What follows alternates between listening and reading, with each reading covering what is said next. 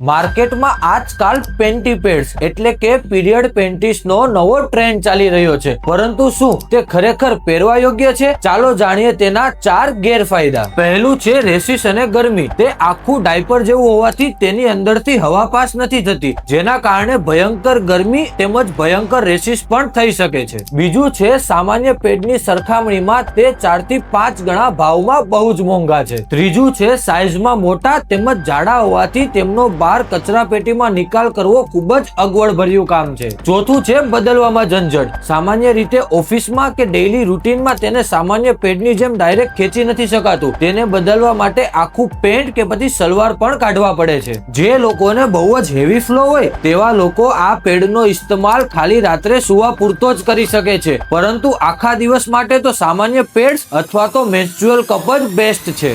જો તમારે પણ આવા કોઈ ઇસ્યુ રહેતા હોય તો કોમેન્ટ કરો પેડ્સ. હું તેમનું સચોટ સોલ્યુશન મોકલી આપીશ.